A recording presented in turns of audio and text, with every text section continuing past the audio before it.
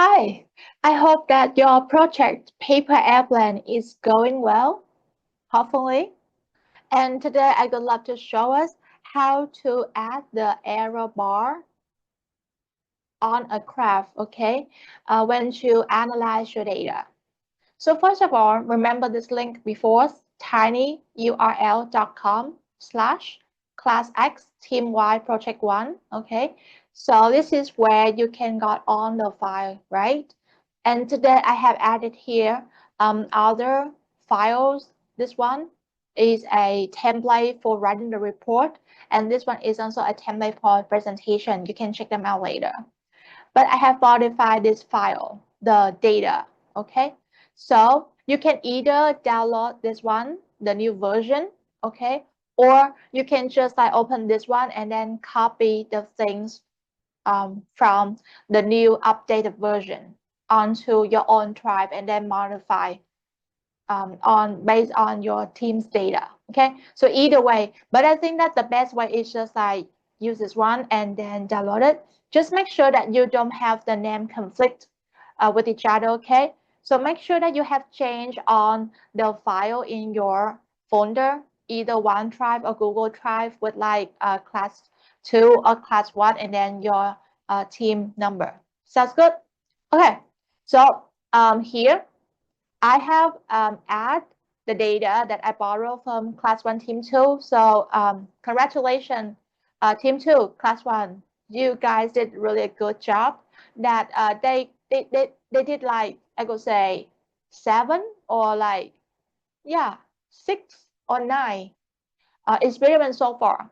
And it is just some data from 3 experiments from the data. So here you can see we will have, for each experiment, we will study the same value of the independent variable. So can you tell what they try to study here? This is the x, this is the horizontal variable here, Ramage. So what is a Ramage? So Ramage basically is mass per unit area. And this is like a quantity to identify the paper quality. And also this is what they want to change, okay, across on this experiment. So for the first experiment, they have the paper is 100 GSM. G is gram, S is a square meter. So that's why you can see in the unit, they have it like G over meter square. And this is just another way to write. Instead, you have like grams per square meter. You can have like gram is G, and then this is a meter, and then to the -2. Okay, I can explain more to you about this kind of like notation. Okay, if you have questions, let me know.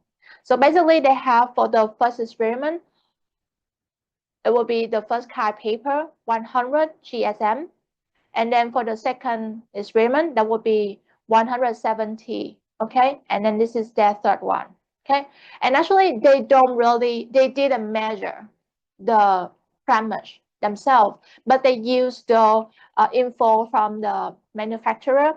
So I could say it's okay for you to do so. If you cannot measure them directly, if you want to measure them directly, please go ahead. You have the scale, right? So we can actually measure the mass of the paper. And if we also know the area of the paper, we can also like determine, measure this one by ourselves, right? So if you want to measure, let me know, then we can work together if you want to measure it directly, okay? But in some cases when you cannot measure that quantity directly, you can also like use it from the manufacturing uncertainty, just like search it up. But here we can just simply take, this is like how small that it can measure. It can measure up to this place, right? So I would say that is 1 unit. So that's why the uncertainty of this one is at 1. Okay. Maybe if you compare these like 100 here, 170 here, and then 300 here, we can also may have that this one is like 10. Okay. So it also depends on the manufacturer data information from the provider. So make sure whenever you use any materials in your experiment, you should know where they are from, okay? Next here, they want to study how the flight distance changing along the change of the ramage, along the change of the paper type, right? And this is how they measure it. And you can see this is like the ruler that we on use, right? It can up to like 1,000th of a meter.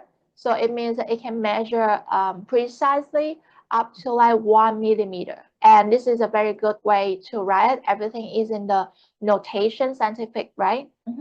With this one, we can also like change it to the scientific notation if it's necessary. But I will say that we can also like keep it here because it look more convenient this way, right? Instead of like you put it like 1.70, but then it will be a different unit, not like times 10 to the second.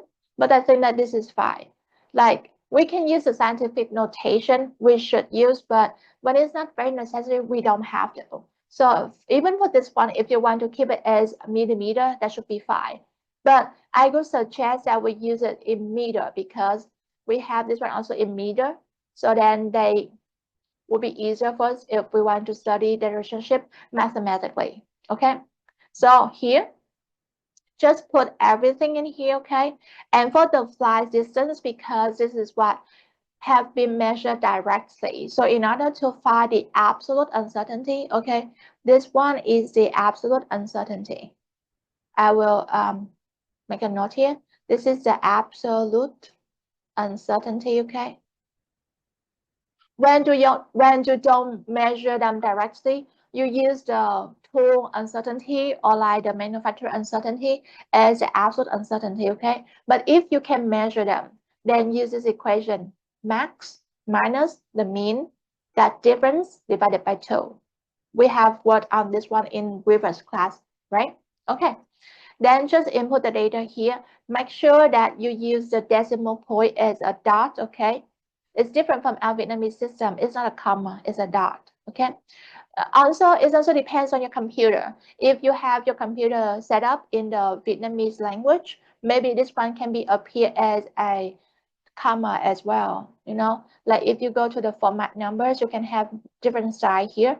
But I could go with the international way. Okay, I will just go with 4 point. Okay. Then what you need to do next here, for this one, everything is the same, and actually you don't measure anything, so the average is just 100 itself, and then we just need to like input it down there, right? But for this one, you see, in order to do the average, you can use a function from the Google Sheet, okay? So basically, it will be just the average, you know? I will just do it again, okay? You just have to type equals and then average, okay? And then you choose everything that you want to do the average, okay? So that will be from the cell D4. You see the coordinate D here, and this is the row 4, okay? That's why it got a D4 to D6, right? 2 means like it's a this simple. Sounds good. So after that, you got this is the value. And you can see that it can have many zero, right? It can have a lot of significant figures, right? But do we need that much significant figure? That's a good question, right? Well, we don't know when to stop, right? So in order to determine how many significant figure we need for this one, you would base on the absolute uncertainty, okay? So for this one, it should be good as long as we have up to like 2 significant figure. 1 is good as well, but 2 is better, okay? So it's easy to remember, just like 2 significant figure for the delta y, okay? So then for this one, I also like round up this value here. You see the function that I set between here, you see? So I will try to find the maximum out of these 3, and I have to find the minimum out of these 3, and then I subtract them together, and don't forget the parentheses, okay? To close everything here, and then divide it by 2, then you got this one. Okay, then after that, I would round this one up to like 2 significant figure. So in order to do that, I also like go here and then type round and then choose the cell, the value that I want to. And this one is like how many decimal places. So decimal places mean like how many figure, you know. you want to take after the decimal point, okay? And I want 2. Because this one is something like less than 0, okay? So after this one, I say, okay, for this value, I need 2 decimal places. Then this one, okay? The average should match with the uncertainty. So that's why I also do the same thing for this one. Also round that value up to 2 decimal figure. Okay, and we don't want to show that much 0, you know, so just have them hide. Okay, if you click on this one, then you can hide them. Okay, but the difference is that with this button, it's just like you showing the decimal places, how many of them that you want to show. But with the round function, then you actually like round up the number. Okay, then do the same thing for experiment 1, experiment 2, experiment 3. Okay, so after that, we kind of done with on the raw data, and actually we have done one step here that we do the average and we determine the uncertainty, the absolute uncertainty. Now we need to move to another step that we want to plot those data. And I also like, let me move this one out of our view a little bit. Sorry about that. Here, I have these 2 tabs here. This tab is to show how to present the data properly. Okay, I will show you how to make this one later, right away. Okay, but for this one is the process data. Okay. Okay, so I will have this video and this in here, and then you can keep watching on the second video to learn how to set up this table. Okay, this table of data. Okay, see you soon. Thank you.